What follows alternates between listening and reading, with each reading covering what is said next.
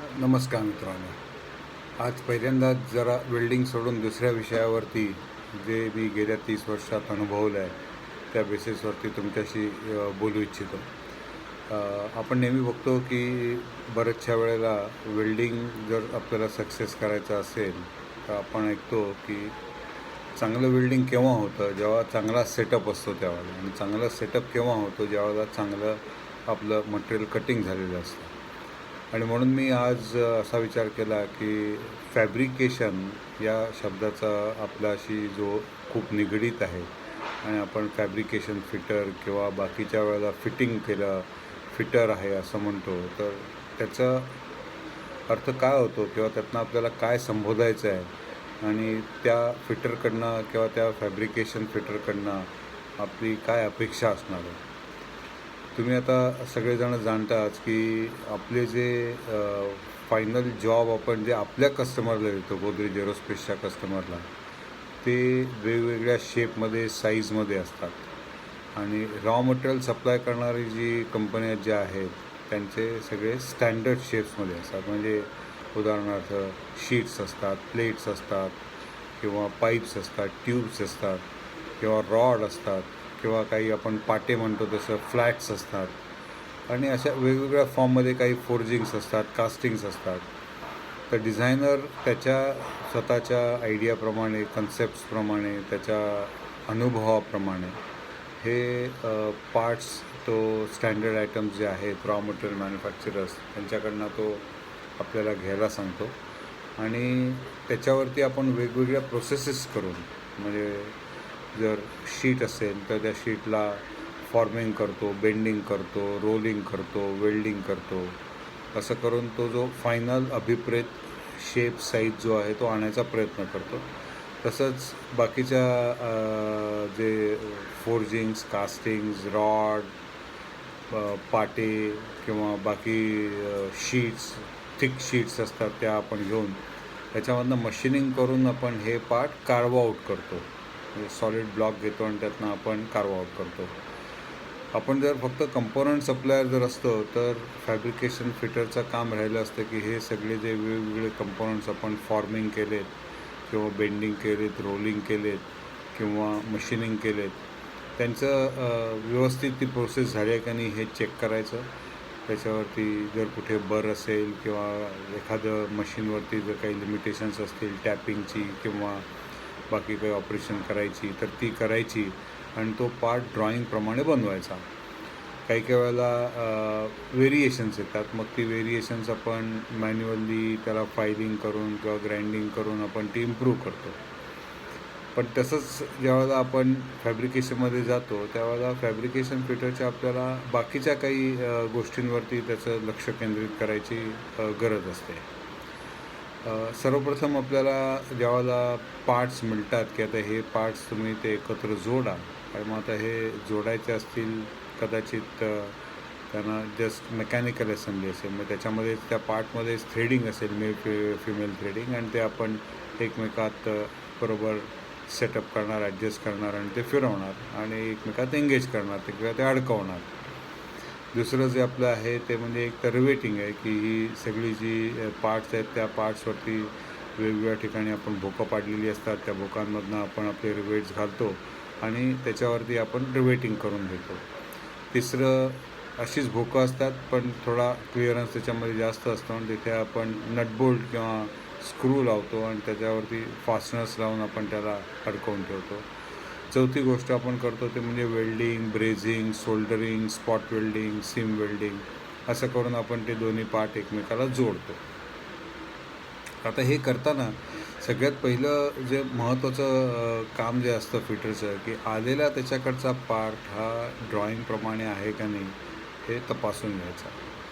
की तो पार्ट आपल्याकडे आलेला आहे तेव्हा त्याच्यावरती सगळे इन्स्पेक्शन कंप्लीट झालेलं आहे का नाही, त्या पार्टवरती कुठेही स्क्रॅचेस, डेंट्स किंवा असे कुठलेही फॉरेन असा पार्ट त्याच्यावरती की त्या पार्टशिवाय त्याच्यावरती कुठे ऑइल आहे, ग्रीज आहे, कुठलं बाकीचं काही घाण लागलेली आहे, तर फॉरेन ऑब्जेक्ट त्याच्यावरती जर असेल तर ते सगळ्यात पहिल्यांदा क्लीन करून तो पार्ट असेंब्लीसाठी योग्य करून घ्यायचा किंवा योग्य आहे का नाही त्याची खात्री करून घ्यायची. नंतर तो पार्ट आपण ज्यावेळेला दुसऱ्या पार्टशी जोडायचा प्रयत्न करतो त्यावेळेला त्याचा एक क्विक किंवा एक चांगल्या प्रकारचं अंडरस्टँडिंग त्याच्यावरती येण्यासाठी त्याची डायमेन्शन्स चेक करायची.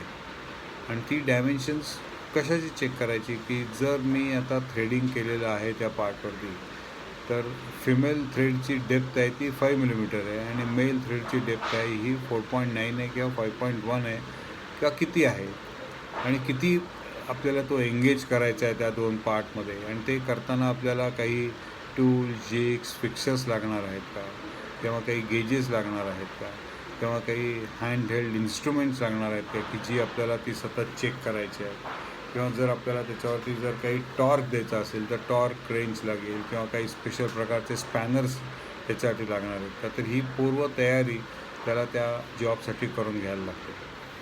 नंतर मग आपण एकदा हे सगळं तयार झालं की हा हातामध्ये आलेला जॉब ड्रॉईंगप्रमाणे आहे, त्याच्यामध्ये काही फॉरेन पार्टिकल्स नाही आहेत, आणि दुसरा जो जॉब आहे तोही तसाच आहे, आणि हे दोन जॉब आता आम्ही ज्यावेळेला एकमेकांना ॲसेंबल करायला सुरुवात करणार आहे तेव्हा त्याला काही ड्रॉईंगमध्ये किंवा आपल्या प्रोसेस शीटमध्ये काही इन्स्ट्रक्शन्स दिलेले आहेत का, की त्या पार्टना कधी आपण ऑइल लावतो, कधी टेफ्लॉन टेप लावतो, कधी काहीच त्याच्यामध्ये लावायचं नसतं, पूर्ण तो ड्रायच करायचा असतो. त्याच्यावरती शार्प एज असेल तर ती प्रोटेक्ट करायची असते, त्याला चॅम्फर लावायचा नसतो.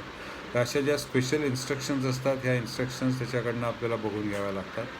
आणि मग ज्यावेळेला आपण तयार होऊ की आता सगळे आपले चेक्स तयार झालेले आहेत, टूल, जिग्स, फिक्सर्स आपण सगळे चेक करून घेतलेले आहेत, पार्ट्स आपण चेक करून घेतलेले आहेत, बाकीचे लागणारी हँड टूल्स किंवा इन्स्ट्रुमेंट्स किंवा मेजरिंग डिव्हायसेस जर काही लागणार असतील तर ते आपण त्याच्यासाठी उपलब्ध करून ठेवलेले आहेत. त्याची असेंबल करायची प्रोसिजर जी आहे ती आपण वाचलेली आहे. ड्रॉईंगमधल्या ज्या स्पेशल नोट्स, इन्स्ट्रक्शन्स आहेत त्या आपण आत्मसात केलेल्या आहेत. आणि आता आपण खरे हे जॉब असेंबल करायला रेडी झालो. मग आता हे करताना ज्यावेळेला पहिला जॉब आपण घेतो त्यावेळेला ते नवीन असतो आपल्याला की याच्यामध्ये काय होणार आहे. तर अशा वेळेला भले 2 किंवा 3 स्टेप्स आपण वाढवल्या तरी चालतील. तो असेंबल करताना त्याला त्याची अलाइनमेंट बरोबर होते का नाही. एखाद्या वेळेला आपण इन्स्पेक्शन करताना जी आपली थ्रेडिंगची लेंथ असते ती इतकी छोटी असते की तेव्हा असं वाटतं की आपण बरोबर केलेली आहे, ती आणखीन ती कॉन्सन्ट्रिक आहे किंवा ती कुठेही टेपर नाही आहे. पण ज्यावेळेला 2 मोठे पार्ट आपण जोडायला सुरुवात करतो त्यावेळेला फक्त ह्या इकडे जोडून आपल्याला त्याचं कळत नाही. त्यावेळेला तो दोन्ही रीडिंग्स त्याच्या डाव्या साईडला, उजव्या साईडला, वरती खालती सगळीकडे घेऊन आपण ज्यावेळेला चेक करतो फायनल फिटिंग करायच्या आधी, त्यावेळेला आपल्याला एक अंदाज येतो की हे जे चाललेत आपली एंगेजमेंट किंवा असेंब्ली जी आपली चालू झालेली आहे ही कशा प्रकारे आपण केली आणि किती चांगली होती आहे ती, आणि आपल्याला एक्सपेक्टेड आहे का की ही ज्यावेळेला मी असेंब्ली कंप्लीट करीन त्यावेळेला ती येईलच. कारण ज्यावेळेला आपण शेवटी जातो आणि फायनल टॉर्क देतो आणि नंतर जर आपल्या लक्षात आलं की जर आपल्याला अलाइनमेंट, कॉन्सन्ट्रिसिटी किंवा बेंड, टेपर असं जर काही त्याच्यामध्ये जर असेल तर हे आपण नंतर त्याला करेक्ट करणं, ॲडजस्ट करणं किंवा एकदा दिलेला टॉर्क रिव्हर्स करून त्याच्यावरती पुन्हा काम करणं हे शक्यतो आपण करू नये. त्याने पार्टवरती डॅमेज होतो. कारण टॉर्क मोस्टली आपल्या एरोस्पेस असेंब्लीमध्ये अशी दिलेली असते की ती जवळजवळ फुल स्ट्रेंथला त्या पार्टला घेऊन गेलेली असते. कारण आपल्याला माहिती आहे की वजन आणखीन आपली ताकद या दोन्ही याच्यामध्ये बॅलन्स आपण एरोस्पेसमध्ये सतत करत असतो. तर अशा गोष्टी आपल्याला कराव्या लागतात. तसंच रिवेटिंगमध्ये ज्यावेळेला आपण बघतो की 2 पार्ट एकत्र येतात आणि एकावरती ड्रिलिंग केलेलं असतं, दुसऱ्यावरती आपण ते ड्रिल ट्रान्सफर करतो. म्हणजे हे दोन्ही करताना त्याच्यामध्ये गॅप येऊ नये, त्याच्यामध्ये कुठेही आपलं मिसअलाइनमेंट होऊ नये. आणि म्हणून रिवेटिंगसाठी सुद्धा आपल्याकडे टूल, जिग्स, फिक्सर्स ही वापरली जातात. तर त्यांचाही रेडीनेस करून घ्यायचा, बरोबर असेंब्ली करून घ्यायची. रिवेटिंग चालू करायच्या आधी काही डमी होल्स किंवा 2-4 होल्स अंडर साईडची किंवा फायनल साईडची करून घेतली तरी चालतात आणि तिथे फास्टनर्स लावायचे. असेंबल केलेले पार्ट जसे आपण पहिल्या ह्याच्यामध्ये चेक करून बघितले पूर्ण रिवेटिंग चालू करायच्या आधी.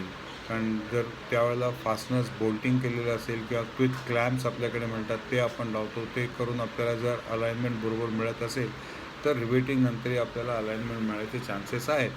पण जर पार्टच्यामध्ये जर काही कमी असेल किंवा आपली अलाइनमेंट करण्यामध्ये जर काही चूक झाली असेल तर हे बोल्ट केलेले असतानाच ती अलाइनमेंट किंवा ती होल इनलार्ज करून त्याला सॅल्वेज करणं सोपं असतं. पण एकदा तुम्ही त्याच्यावरती एक जरी रिवेटिंग ते चालू केलं आणि एक जरी रिवेट केला तरी नंतर अलाइनमेंट करायला हा रिवेट ड्रिल करून काढणं एवढं सोपं नाही आहे जेवढं फास्टनर आपण इझिली काढू शकतो आणि लावू शकतो. तर अशा गोष्टी प्रत्येक वेळेला फिटरला आपल्याला त्या जाणीवपूर्वक समजावून द्यायला लागतात की बाबा तू पहिली असेंब्ली करतो आहेस तर अशा वेळेला तू घाई करू नको, स्टेप बाय स्टेप जा, पण असेंब्ली व्यवस्थित होते याची प्रत्येक स्टेपला काळजी करून घे. ह्याच्यानंतर ज्या वेळेला आपण चालू करणार आहोत असेंब्ली त्यावेळेला मात्र आपल्याला आपला स्पीड कसा वाढवता येईल, आपलं प्रोडक्शन कसं वाढवता येईल, आपल्याला आपण जे शिकलो हे दुसऱ्यांना कसं शिकवता येईल, आपण जे शिकलो हे आपल्याचकडे फक्त न राहता ते आपल्या टूल जिग्स फिक्चर्सवरती त्याच्यावरती कसं आपल्याला ते आणता येईल, प्रोसेस शीट्स कसं इम्प्रूव्ह करता येतील हे बघायला पाहिजे. कारण आपलं जे प्रोडक्शन आता जे झालेलं आहे हे खूप नंबर्समध्ये एक्सपोर्टमध्ये तर आपण बघतो आहे की 10,000 15,000पर्यंत क्वांटिटी आपल्याला जाते आहे. ब्रह्मॉसमध्ये आपण एका महिन्याला आता 3, 4, 5पर्यंत आपण जायचा प्रयत्न करतो आहे.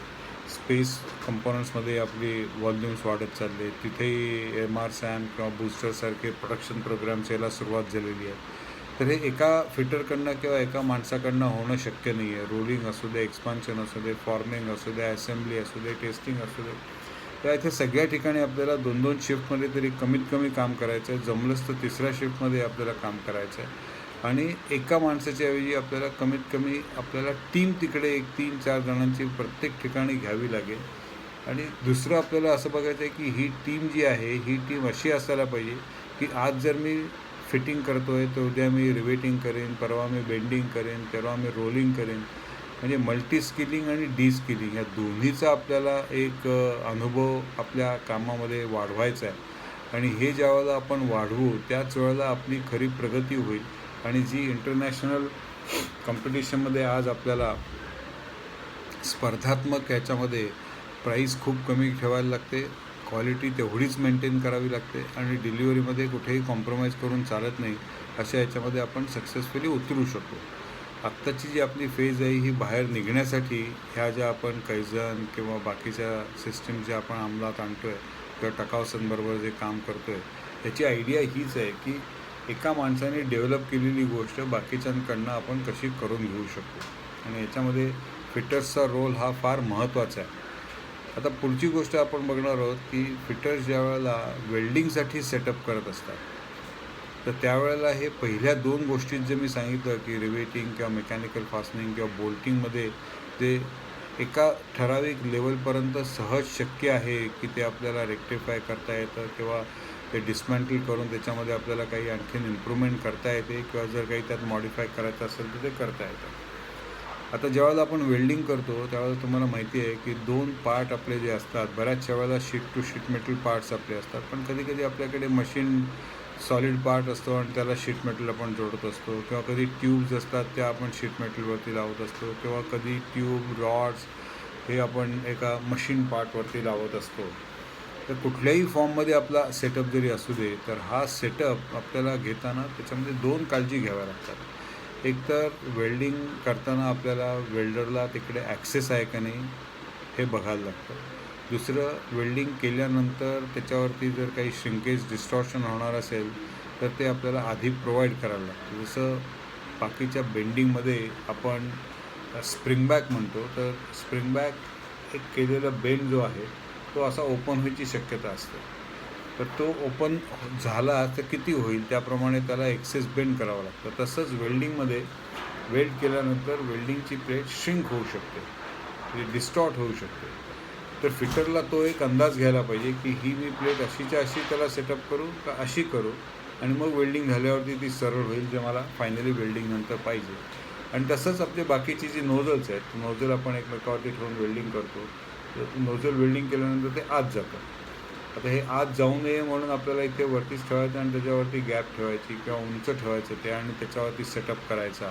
ह्या अशा गोष्टी फिटरला व्यवस्थित आत्मसात कराव्या लागतात. जसं आपण असेंब्लीमध्ये ड्रॉइंगच्या नोट्स आपण सांगितलं की ते चेक करायला पाहिजे, असेंब्ली प्रोसिजर चेक करायला पाहिजे. तसं या इथे आपल्याला काय एक्सपेक्टेड श्रिंकेज आहे किंवा आपल्याला काय डिफॉर्मेशन एक्सपेक्टेड आहे, कुठल्या डायरेक्शनमध्ये एक्सपेक्टेड आहे, त्याप्रमाणे त्याला ॲडजस्ट करून आपल्याला करावं लागतं. दुसरी आपल्या गोष्ट अशी आहे की रिव्हिटिंगच्या वेळेला मी तुम्हाला सांगितलं की आपण नटबोल्ट लावू शकतो याच्यामध्ये. वेल्डिंगच्या वेळेला तसं करणं शक्य नसतं, कारण तशी प्रोव्हिजनच त्या जॉईंटमध्ये दिलेली नसते.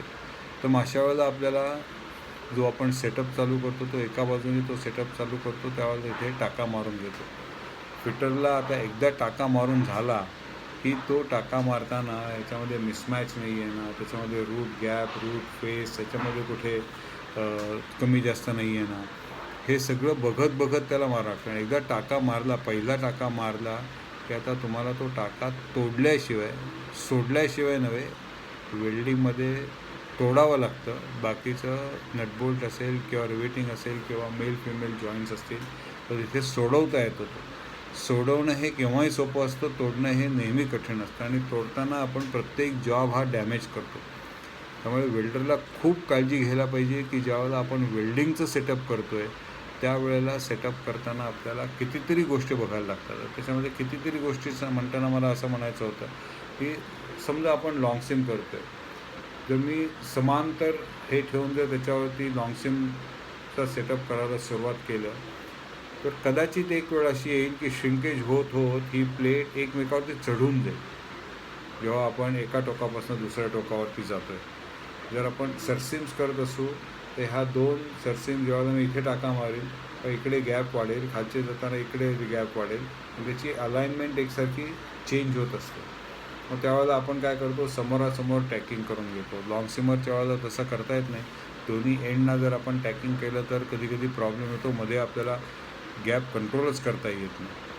त्यामध्ये एका टोकावरनं दुसऱ्या टोकावरती जावं लागतं. सरसिम करताना समोर करावी लागते. पण हे सगळं करताना मिसमॅच आपल्याला सांभाळून घ्यायला पाहिजे, रूट फेस आपल्याला मेंटेन करायला पाहिजे. दुसरी गोष्ट, जर फिक्सर असेल खालना पर्जिंगसाठी तर ते फिक्सर बरोबर आपल्या सेटअपच्या सेंटरला येतं आहे का नाही ह्याची काळजी घ्यावी लागते. जर अलाइनमेंट असेल एखाद्या मोठ्या जॉबची तर तो गोल फिरवून चेक करत राहावं लागतं की मी आता कुठला सेटअप घेऊ. कधी समोरासमोर टॅकिंग करून वेल्डिंग करून होत नाही. आपल्याला ते जसं डिस्टॉर्ट झालेला असतो कुठल्या डायरेक्शनला त्याप्रमाणे आपल्याला पुढचा सेक्टर ठरवायला लागतो. जो वेल्डिंगमध्ये ठरवतो तसंच सेटअपच्या वेळेला आपल्याला ठरवायला लागतो. आणि नंतर हे करताना जर कुठे आपल्याला असं शंका आली की आतमधला गॅस कमी पडला आहे टॅकिंग करताना आणि त्याच्यामुळे टॅकिंग चुकीचं झालं आहे तर ते इमिजिएटली त्या स्टेजलाच वेल्डर आणि फिटरने एकमेकांशी बोलून आपल्याला ते कट करून घ्यायला पाहिजे, आतमधनं क्लीन करून घ्यायला पाहिजे. कारण एकदा सेटअप पूर्ण झाला की मग जर तोडायचं म्हटलं तर त्याच्यावरती खूप कठीण आहे. म्हणजे जवळजवळ ते अशक्यच आहे. आपण अशक्य गोष्टी करतो त्याच्यामध्ये काही वेळेला हा अशक्य प्रयोग आपण करतो.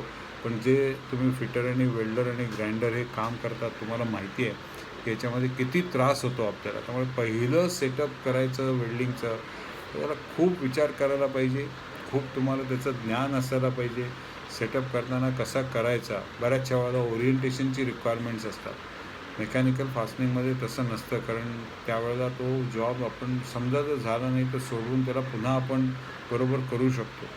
पण वेल्डिंगमध्ये जर एक टाका तुम्ही चुकीचा मारला तर ते ओरिएंटेशन फिक्स झाल्यानंतर तुम्ही कितीही बाकीचे टाके मारा, ओरिएंटेशन तुमचं चेंज होणार नाही. त्यामुळे ओरिएंटेशनचे चेक्स असतात, रूट फेस असते, रूट गॅप असते, वेल्डरचा ॲक्सिस असतो, फिक्सरचं सेंटरिंग बरोबर आहे का नाही पर्जिंगसाठी ते आपल्याला एक सतत बघायची गरज असते. आणि हे सगळं करताना कुठेही आपला तोल जाता कामा नये, कारण ही गोष्ट घाईनी करण्यासारखी नाही. आता घाईनी करण्यासारखी नाही याचा अर्थ असा नाही की त्याला आपल्याला भरपूर वेळ आणि तो करायला पाहिजे. ह्या गोष्टी व्यवस्थित प्लान करून करायला पाहिजेत, शांत डोक्याने करायला पाहिजेत. स्लो करणं हा शांतपणा माझ्या वाक्यामधला अभिप्रेत नव्हता. माझं अभिप्रेत असं आहे की आपल्याला प्लॅनिंग आणि शांतपणा केल्यानंतरच आपल्याला हे गोष्टी इम्प्रूव्ह कराव्या लागतील. तर असं हे एक महत्त्वाचं जे आपलं अंग जे आहे आज फिटरचं, याच्यावरती आपण थोडीशी गोष्ट आणि चर्चा केली. पहिलाच प्रयोग होता त्यामुळे मला माहिती नाही मी कसं केला आहे तो. मी तुम्हाला हा व्हिडिओ पाठवतो. मी त्याच्यावरनं जे काही तुम्हाला अभिप्रेत तुमचे मला द्यायचे आहेत ते नक्की जरूर पाठवा. माझी आयडिया अशीच आहे की प्रत्येक व्हिडिओ हा 20 मिनटापेक्षा जास्त असता कामा नये आणि हे 20 मिनटाचं एक जे टाईम फ्रेम मी ठेवून घेतली आहे माझ्या स्वतःवरती की आता इथे संपते आहे. तर मला नक्की असं वाटतं आहे की जे वेल्डरची जी घराणी आहेत तर ती मी ह्या ह्याच्यातनं तुमच्यापर्यंत आज पोचवू शकलो आणि तुम्ही फिटर लोक त्याच्यावरती नक्की चर्चा कराल आणि माझ्यापर्यंत अभिप्राय पोचवा. धन्यवाद.